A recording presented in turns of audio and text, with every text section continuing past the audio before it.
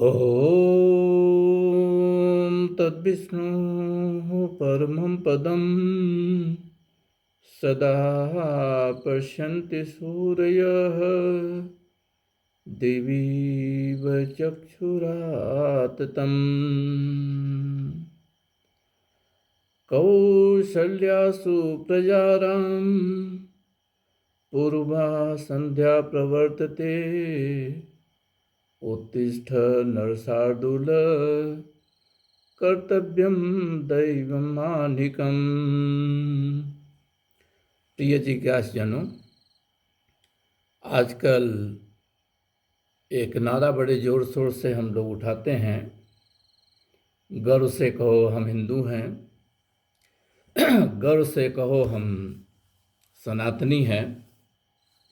बड़ी अच्छी बात है, क्योंकि कम से कम अपने हिंदू होने पर या सनातनी होने पर गर्व करने की बात तो आई। नहीं तो पिछले कई सेंचुरी से तो ऐसा वातावरण बनाया गया बहुत से लोगों द्वारा, बहुत से माध्यमों द्वारा, ताकि हम अपनी ही संस्कृति को नीचा समझें और उस संस्कृति का भाग होने से खुद को भी नीचा समझें। तो बड़ी अच्छी बात है कि कम से कम इतनी जागृति आई है कि हम कह सकें कि गर्व से कहो हम हिंदू हैं, गर्व से कहो हम सनातनी हैं। लेकिन हम कुछ बड़े ही सिग्निफिकेंट पॉइंट्स पर आज विचार करेंगे।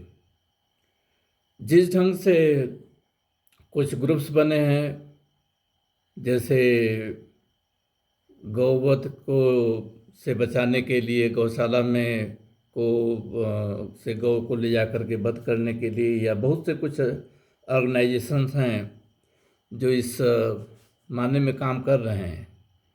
प्रश्न यह है कि क्या हम जो वास्तविक समस्या है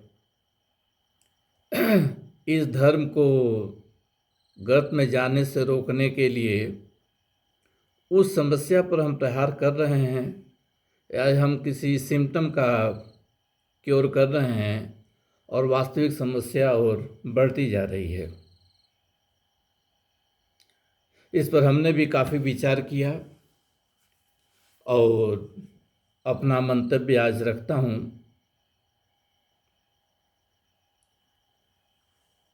जितने लोग कहते हैं कि गौरव से कहो हम हिंदू हैं, गौरव से कहो हम सनातनी हैं, और बहुत से लोग नहीं भी कहते हैं लेकिन इतना तो समझते हैं कि वो हिंदू हैं, सनातनी हैं। इन सबसे अगर हम प्रश्न करें कि क्या आप जानते हैं कि हमारे असली शास्त्र कौन से हैं, तो हमें लगता है कि 100% सभी लोग बोलेंगे कि जो 4 वेद हैं वही हमारे मूल शास्त्र हैं। बाकी सब तो बाद में आए हुए हैं। जो पुराण कहते हैं, अष्टादश पुराणेषु व्यासस्य वचनं द्वयं परोपकार पुण्याय पापाय परपीडनम, ये सब पुराण वगैरह तो सभी महाभारत काल के बाद लिखे गए हैं। लेकिन वेदों को तो हम कहते हैं कि सृष्टि के 7 से पैदा हुए हैं। सृष्टि का आरंभ हुए 1 अरब 96 करोड़ वर्ष से ऊपर हो गए हैं, और सृष्टि के साथ ही ये वेद आए हैं श्रुतियों के रूप में। बाद में उनका संकलन राइटिंग के रूप में भी किया गया है। तो अगर मैं प्रश्न करूं कि ठीक है, 4 वेदों के नाम तो आप जानते हैं, क्या आप सभी चारों वेदों के पहले मंत्र को जानते हैं? हमें लगता है कि अगर यह पूछ दें कि चारों वेदों का पहला मंत्र बता दो, केवल पहला मंत्र, तो हमें लगता है कि हजारों लोगों में शायद एक कोई होगा जिसको चारों वेदों के पहले मंत्र याद होंगे। और जिनको याद हैं उनसे भी अगर हम प्रश्न करें कि क्या इन मंत्रों का आप तत्वतः सही अर्थ जानते हैं तो शायद बहुत ही कम लोग, किंचित लोग मिलेंगे जिनको इन मंत्रों का सही भाव, सही अर्थ समझ में आएगा। क्योंकि वेद मंत्रों के तो बहुत कुछ अर्थ हैं जो शाब्दिक भी हैं। जैसे फॉर एग्जाम्पल अगर हम पहला मंत्र ऋग्वेद का लेते हैं, अग्निवीले पुरोहितम यज्ञस्य देव मृत्युजम होतारम रत्न धातुतम, तो ये अग्नि सूक्त है। पहला सूक्त ही अग्नि सूक्त, इसमें 9 मंत्र हैं और ये पहला मंत्र था जो मैंने अभी बोला, अग्निमीले पुरोहितम। तो इसमें इसका देवता अग्नि है। तो क्या हम समझ पाते हैं कि देवता अग्नि है, इसका मतलब क्या है? इसका ऋषि विश्वामित्र है, मधुछंदस विश्वामित्र है, गायत्री छंद है। ये सभी चीज़ें अगर हम बताएं, क्योंकि जब तक कोई आदमी ये जानता नहीं है कि इस मंत्र का ऋषि कौन है, देवता क्या, और देवता के रूप में तो आजकल हम अग्नि को हो सकता है कि हम जो सामान्य अग्नि दिखाई पड़ती है उसी का अर्थ लगा लें। इसके अर्थ आदि दैविक, आदि भौतिक, आध्यात्मिक सभी होने चाहिए। अगर हम आध्यात्मिक अर्थ लगाएंगे तो अग्नि का मतलब है परमात्मा से। इसका आदि दैविक अर्थ लगाएंगे तो अग्नि का मतलब है ज्ञान से। और आदि भौतिक अर्थ लगाएंगे तो इसका मतलब असली अग्नि है जो जलाती है। तो जब तक हम इसके आध्यात्मिक महत्व को समझ नहीं पाते हैं, इसका ऋषि कौन है, देवता कौन है, देवता के नाम पर आजकल बहुत तरह के भ्रम तक फैले हुए हैं। फॉर एग्जाम्पल देवताओं के राजा इंद्र थे, एक देहधारी जो बड़ा ही दुष्ट था। वो अहिल्या गौर की कहानी जो है जोड़ करके जब बताते हैं, और वहीं पर यही सब मिसलीडिंग इन्फॉर्मेशन जो हमारे दिमाग में भरी पड़ी है, हम में से कोई भी ये जानने की कोशिश नहीं करता वास्तविकता इसके पीछे क्या है। बस है कि वो तो इंद्र जो देवता था, क्या देवता नहीं बल्कि देवताओं का राजा था और बड़ा दुष्ट था। वो अहिल्या के साथ क्या बर्ताव किया था, और ऐसे बहुत से दुष्टता कहानी जब कहते हैं कि जब देवताओं का राजा ये कह रहा है तो क्या है का देवता। तो हम वेदों के ऋषि को जानते हैं, ऋषि से मतलब क्या होता है, ऋषि का भाव क्या है, देवता से क्या मतलब है, छंद से क्या मतलब है, स्वर से क्या मतलब है। और जब इन चारों को नहीं जानते हैं तो असली मंत्र का अर्थ भी नहीं जानते हैं। न तो हमें मंत्रों का पता है, और बाई चांस किसी ने मंत्र याद भी किया हुआ है तो उसका सही अर्थ उसको पता नहीं है। कोई कुछ करना ही नहीं चाहता। इसलिए आज का प्रार्थना में भी तद विष्णु परमं पदम सदा पश्यन्ति सूर्य देवी व चक्षुराततम, उसको मैं डेली रिपीट करता हूँ। कुछ लोगों ने हमें कहा है कि उनको वेदों के ये जो प्रार्थनाएं हम करते हैं शुरू शुरू में 2 मंत्र बोलते हैं, उनका अर्थ नहीं पता है। आगे क्लास में मैं इसका अर्थ बता दूंगा। लेकिन आज मैं दूसरा मंत्र वेद से नहीं लिया था, वो वाल्मीकि रामायण से था। कौशल्या सुप्रजाराम पूर्वा संध्या प्रवर्तते उत्तिष्ठ नरशार्दूल कर्तव्यम दैव्यम आनिकम। ये घटना है, महर्षि विश्वामित्र राम और लक्ष्मण को जगा रहे हैं। जब उनको अयोध्या से लेकर गए थे तो रात्रि में लोग विश्राम किए थे, और सवेरे उनको उठा रहे हैं और कह रहे हैं कि पूर्वा संध्या प्रवर्ते, पूर्व दिशा में संध्या बेला हो रही है। जब सूरज की लालिमा होती है तो उसको संध्या बेला कहते हैं। सवेरे भी होता है, शाम को भी होता है। तो यह सुबह की बात है।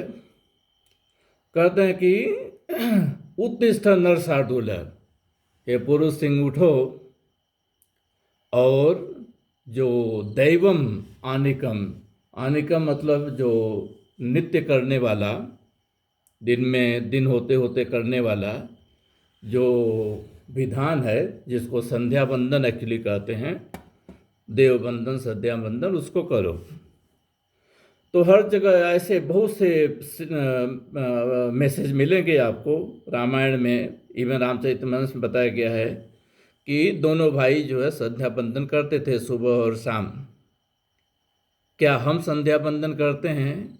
हमने कुछ और ही निकाल लिया, कहते हैं कि हम राम राम राम राम रटेंगे। ऐसा कोई विधान तो वहाँ पर है नहीं। फिर भी अगर कहते हैं तो अभी अच्छी बात है, लेकिन जब हम जानते हैं कि राम को हम मर्यादा पुरुषोत्तम कहते हैं, तो उनके दिखाए हुए रास्ते पर चलने की कोशिश तो करना चाहिए।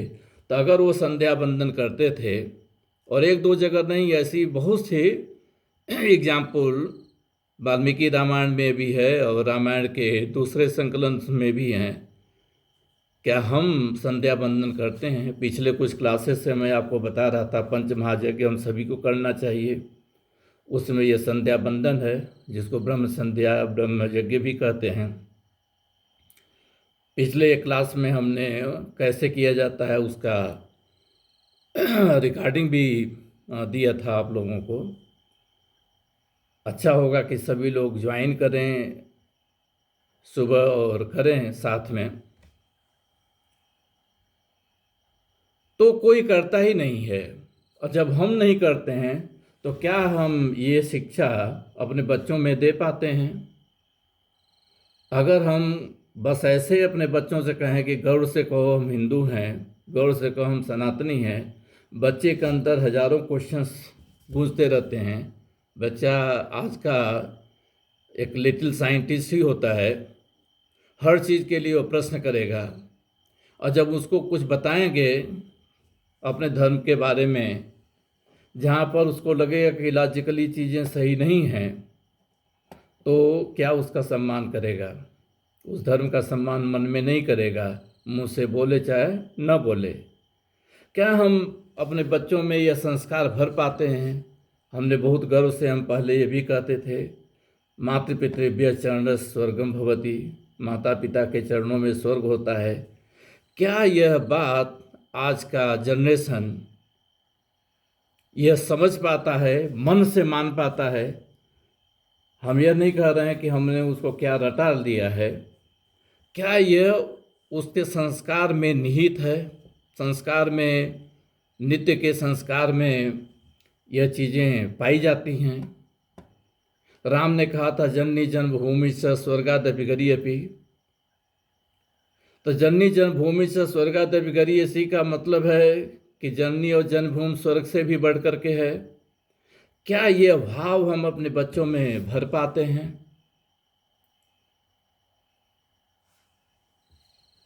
हम तो ब्रह्म संध्या करते ही नहीं हैं, तो उनको हम न सामंजस्य सूक्त का पाठ पढ़ाते हैं, न संज्ञान सूक्त का पाठ पढ़ाते हैं। अगर हम सामान्य सूक्त का पाठ पढ़ाते तो फैमिली के वैल्यूज़ क्या हैं उनके अंदर निहित जरूर होती। और ये सब कुछ बचपन से सिखाना चाहिए।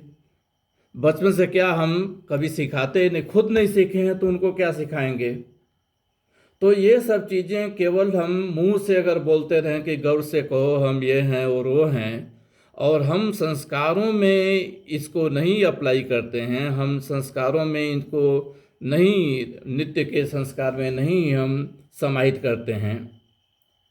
जैसे हम जब सवेरे ब्रह्म संध्या करते हैं, चाहे देव यज्ञ करते हैं, तो अंत में सामान्य सूक्त का पाठ भी करते हैं। उसमें यह बात आती है, अनुव्रतः पुतिः पुत्रो मात्रा भवतु सम्मना, जाया प्रत्यय मधुमतिम वाचम वदतु शांतिवान।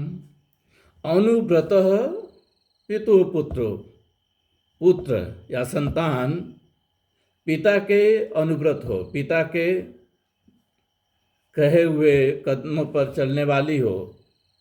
मात्रा बहुत सम्मना, और माता के प्रति सामंजस्य की भावना संतान के अंदर हो। जाया प्रत्यय, जाया मतलब पत्नी, पत्नी और पति के बीच में मधुमती वाचम वदतु शांतिवान, शांति स्थापित करने वाली मधुर वाणी बोलें। तो ये सभी चीज़ें जब हम बचपन से सिखाते हैं तो ये चीज़ें उनके जीवन का पार्ट बनती हैं। न हमने सीखा और न हम सिखाते हैं, केवल हमने कुछ ग्रुप बना लिया और यही बोलने लगते हैं कि गर्व से कहो हम हिंदू हैं। ये बड़ी अच्छी बात है, लेकिन इससे केवल एक सिम्टम का क्योर होता है। ज़बरदस्ती हो सकता है कि हम कुछ करके, जो आजकल बच्चियां हैं भ्रमित होकर के दूसरे धर्मों में जा कर के शादी उदी करने लगती हैं, क्यों नहीं, कहीं न कहीं उनके दिमाग में बातें घुसी हुई हैं कि यहाँ पर सब कुछ गड़बड़ है।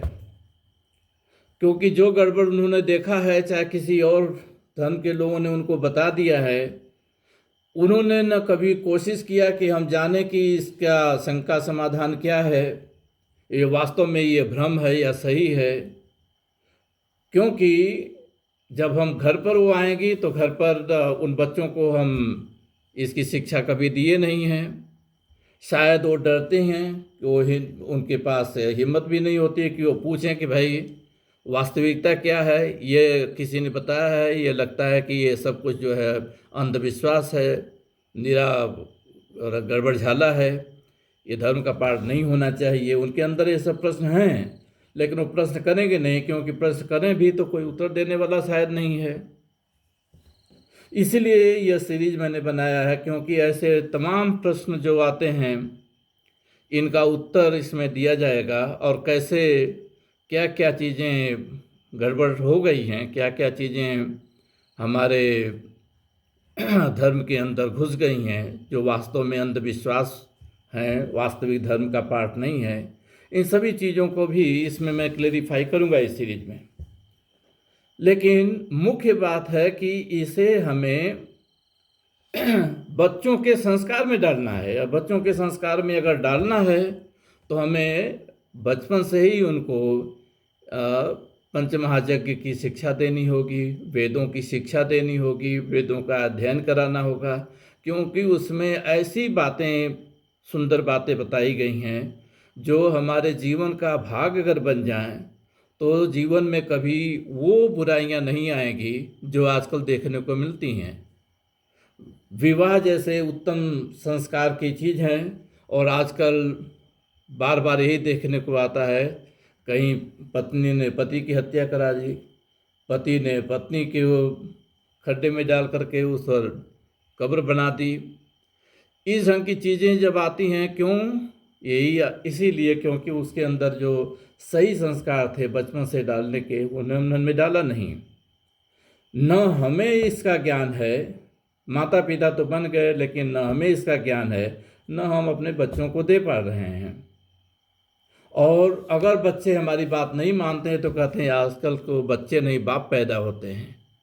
बच्चे ही पैदा होते हैं, बाप नहीं पैदा होते हैं। वो उतना ही इनोसेंट होते हैं जैसे पहले होते थे, लेकिन बचपन से, पीछे के कुछ क्लासों में मैंने बताया भी था कि कब से हमें ये सब ज्ञान देना चाहिए। तो बचपन से कौमार आचरित प्राज्ञ, कौमारावस्था से ही हमें ये शिक्षा देनी चाहिए।